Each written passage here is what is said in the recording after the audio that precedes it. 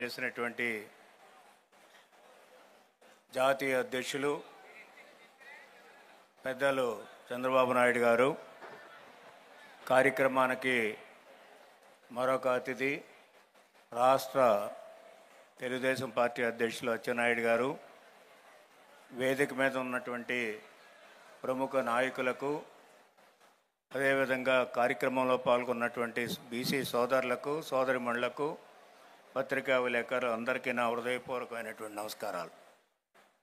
సరే, సార్ మాట్లాడే ముందు 2 నిమిషాలు 2 విషయాలు చెప్పాలి. ఏం చేతంటే తెలుగుదేశం పుట్టిందే బీసీల గురించి అనేటువంటిది ప్రతి ఒక్కరికి కూడా తెలుసు. తెలుగుదేశం అంటే బీసీలు అంటే తెలుగుదేశం అనేటువంటిది మన వాళ్ళందరూ కూడా చెప్పారు. ఈ నానుడి ఎందుకు వచ్చిందనేటువంటిది మనం ఆలోచించుకోవాల్సినటువంటి అవసరం ఉంది. ఎందుచేతంటే తెలుగుదేశం పార్టీ 82వ సంవత్సరంలో ఎన్టీ రామారావు గారు పెట్టిన ముందు బీసీల యొక్క పరిస్థితి ఏ విధంగా ఉండేది, ఈ రాజకీయాల్లో ఆర్థిక వ్యవస్థలో ఏ విధంగా ఉండేది, సామాజికంగా మనం ఎట్లా ఉండేవాళ్ళం, అదేవిధంగా 82 సంవత్సరం ముందు పెద్దలు ఎన్టీ రామారావు గారు పార్టీ పెట్టిన ముందు ఒక సప్రెషన్కి గురయ్యేవాళ్ళం, పెత్తందారితనానికే గురయ్యేవాళ్ళం. అటు కంబైన్డ్ స్టేట్లో చూసినప్పటికీ మన దగ్గర చూసినప్పటికీ కూడా ఒక విధమైనటువంటి ఒత్తిళ్ళు. ఎంచేతంటే బీసీలు కానీ సామాజికంగా ఎదిగితే, రాజకీయంగా ఎదిగితే, అదేవిధంగా ఆర్థికంగా ఎదిగితే పెత్తందారులకి స్థానం ఉండదనేటువంటి భావన ఉండేది వాళ్ళకి. అందుచేత ఒకసారి మన చరిత్ర అంతా చూస్తే దాదాపు 82వ సంవత్సరం ముందు చరిత్ర చూసినట్లయితే బీసీలకి సంక్షేమ కార్యక్రమాల్లో మనకు భాగస్వామ్యం ఉండేది కాదు. రాజకీయాల్లో కూడా మనకి భాగస్వామ్య రిజర్వేషన్ ఉండేది కాదు. స్థానిక సంస్థల్లో కానీ, అదేవిధంగా అర్బన్ స్థానిక సంస్థల్లో కానీ ఏది చూసినప్పటికీ కూడా. కానీ ఇది గమనించినటువంటి తెలుగుదేశం పార్టీ, మన ప్రీతం నాయకులు, వ్యవస్థాపకులు మనం చూసినట్టయితే ఎన్టీ రామారావు గారు ఆ రాజు పార్టీ పెట్టి బీసీలని రాజకీయంగా, సామాజికంగా, ఆర్థికంగా పైకి తీసుకురావాలనేటువంటి ఒక దూరదృష్టితో ఉన్నారు. ఇక్కడ స్టేజ్ మీద మేమంతా ఉన్నాం, మీరంతా ఉన్నారు. నాయకత్వ లక్షణాలు తీసుకొచ్చింది ఆ రోజున ఎన్టీ రామారావు గారు అనేటువంటి విషయాన్ని మనం మర్చిపోకూడదు. ఈ రోజున మనల్ని అన్ని విధాలుగా ఆదుకుంటున్నటువంటి తెలుగుదేశం పార్టీ అధినేత నారా చంద్రబాబు నాయుడు గారు అనేది మర్చిపోకూడదు. మన వాళ్ళందరూ చాలామంది చెప్పారు, మారాలి, మార్పు రావాలి. సమాజంలో మార్పు గురించి ఆ రోజున ఎన్టీ రామారావు గారు పోరాడారు, మార్పు తీసుకొచ్చారు. రాజకీయంగా మనలో మార్పు వచ్చింది, కొంత ఆర్థికంగా మార్పు వచ్చింది, అదేవిధంగా సామాజికంగా కూడా తలెత్తుకు తిరగగలిగేటువంటి శక్తి తీసుకొచ్చింది. మొట్టమొదటిగా ఎన్టీ రామారావు గారు అయితే ఈరోజు మనం తలెత్తి తిరగగలిగినటువంటి చంద్రబాబు నాయుడు గారు, తెలుగుదేశం పార్టీ. కానీ ఈరోజు పరిస్థితులు మనం చూసినట్లయితే ఈరోజు పెత్తందారీతనం నడుస్తూ ఉంది. ఈ పెత్తందారీ ప్రభుత్వంలో బీసీలు అణగదొక్కేటువంటి విషయాలన్నీ కూడా మన వాళ్ళు చెప్పారు. అంచేత ఈ యొక్క పెత్తందారీతనం నుంచి మళ్ళీ మన ప్రజాస్వామ్యంలోకి వెళ్ళాలంటే బీసీలందరూ నడుం కొట్టి ఈ మార్పుకి మీరు నాంది పలకవలసినటువంటి ముఖ్యమైనటువంటి భాగస్వామ్యం. కాబట్టి సమాజంలో 50% మనం ఉన్నాం కాబట్టి మనం ఒక ప్రముఖమైనటువంటి భూమికను పోషించవలసినటువంటి బాధ్యత, రేపు ప్రభుత్వాన్ని మార్చేటువంటి పరిస్థితి మీరందరూ తీసుకురావాల్సినటువంటి అవసరం ఉంది, మన బీసీలంతా అనేది కూడా మీకు ఈ సందర్భంగా మనం చేస్తూ ఉన్నాం.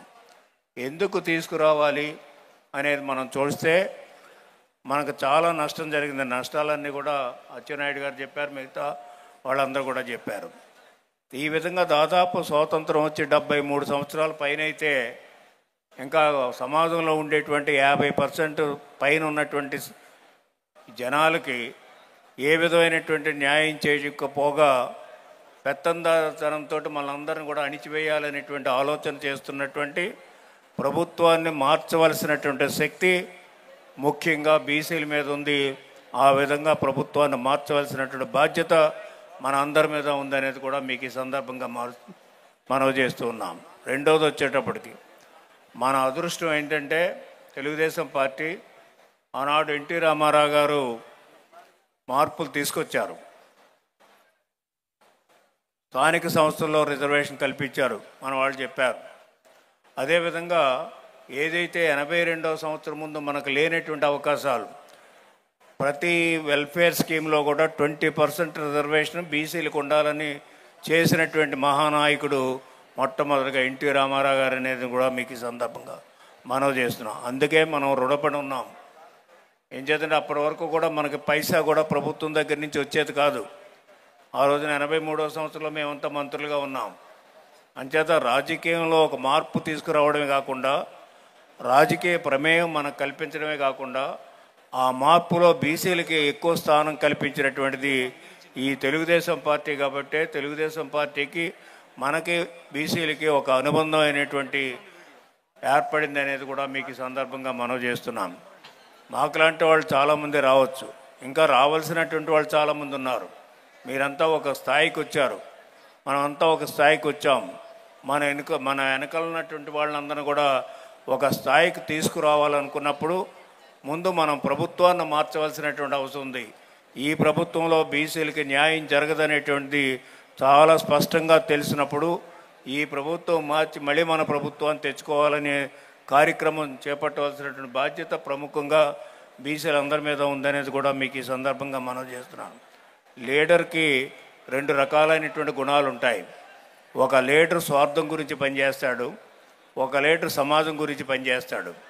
సమాజం స్వార్థం గురించి పనిచేసేటువంటి నాయకుడి గురించి జగన్మోహన్ రెడ్డి తను ఏ విధంగా సంపాదించుకోవాలి, అధికారాన్ని అడ్డు పెట్టుకుని అదేవిధంగా రాష్ట్రంలో సంపదను ఏ విధంగా దోచేయాలి, ఆ విధంగా ఆలోచించేటువంటి లీడర్ ఈ సమాజానికి పనికిరాడు. అదే బాబాసాహెబ్ అంబేద్కర్ గారు చెప్పింది. ఆనాడు మొట్టమొదటిగా బాబాసాహెబ్ అంబేద్కర్ గారు సామాజిక న్యాయం అని పోరాడమే కాకుండా బ్రిటిష్ పరిపాలనలో పోరాడాడు. మన స్వతంత్రం వచ్చిన తర్వాత కాదు, బ్రిటిష్ పరిపాలనలోనే పోరాడాడు. మాకు న్యాయం చేయండి బలహీన వర్గాల కంటే.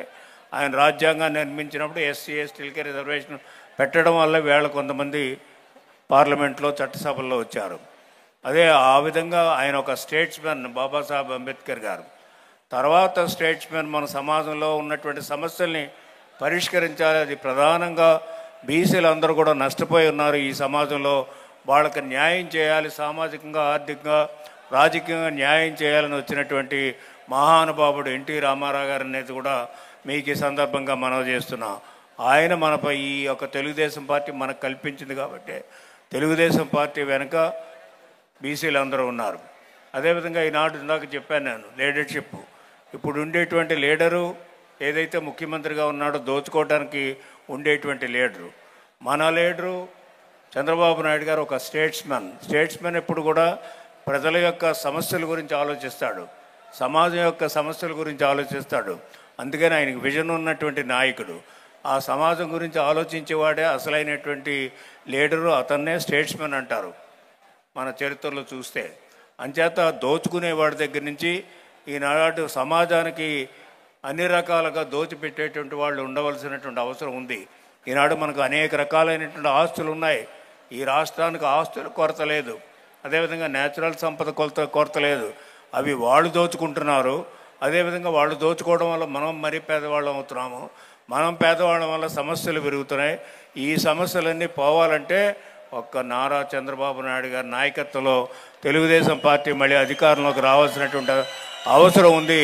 ఆ అధికారాన్ని మన వంతు కృషి బీసీలందరూ చేయవలసినటువంటి అవసరం ఉంది. ఇక్కడికి వచ్చిన వాళ్ళు కానీ ఇక్కడ రానటువంటి వాళ్ళు కానీ బీసీల యొక్క బాధ్యత తెలుగుదేశం పార్టీని రక్షించుకోవాల్సినటువంటి బాధ్యత ఉందనేది కూడా మరొకసారి సందర్భంగా మనం చేస్తూ సెలవు తీసుకుంటాం. యనమల రామకృష్ణ గారికి ధన్యవాదాలు తెలియజేస్తూ ఇప్పుడు ఒక బీసీల కోసం ఒక సాంగ్ తయారు చేయడం జరిగింది. దాన్ని రిలీజ్ చేయమని కోరుతూ కరీముల్లా